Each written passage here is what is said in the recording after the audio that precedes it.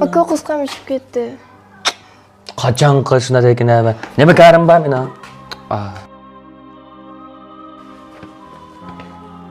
Keldingizmi? Voy, yaxshimisiz, qanday Yaxshi, bo'lasiz? chiqdingizmi? Endi sizdan degan ko'rishdik, maqsad to'lab qolsa, Ha. sizmi cho'ng'lab qoldingiz, menmi cho'ng'lab qoldim. Mumkin bo'lib qolsa, bir to'y qilaylikmi? Men tek kichik do'sam. Men sizga bir gapni dey. Mening bu hayotda bir tanlam singlim bor. Men uni maktabda o'qitdim deb, tatmagan japa, alınmagan til ahonat qilmadi.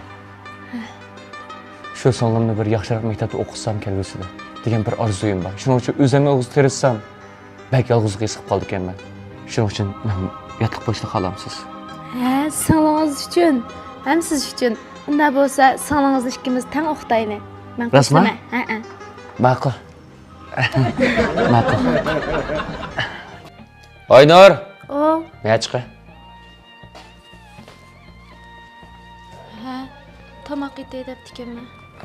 Meni telefonimdan nimaga aqtuvding? Ha? Oqtumudim?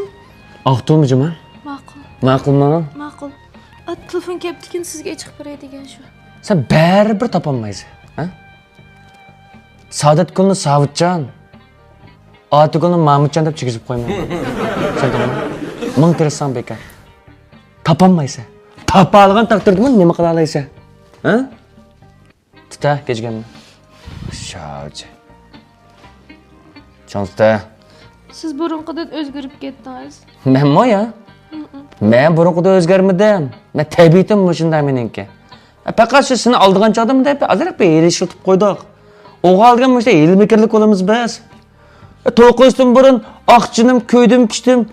Siz bo'lmasiz, madinat yashamayman, bir umr bo'ytaq yashayman deb qo'yimiz xolos.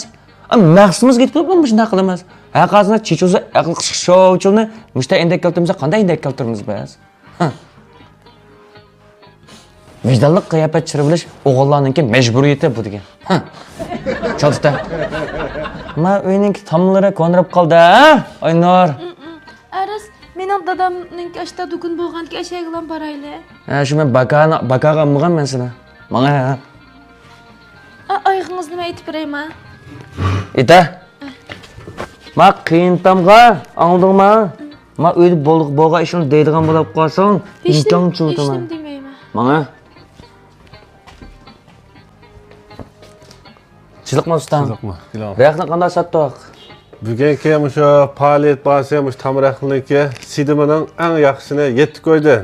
Agar azini bo'lsin bo'ladi desanglar 5 qo'ydin.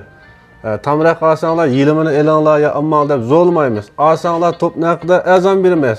Ammo sağlama o'zingizlar lekin tamraqni chuqur kafolat 7 qo'ydin eng yaxshisini faoliyat qildik.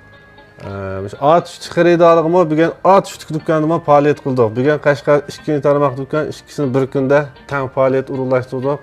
Ranglarini tanlab qiysanli bo'ldi.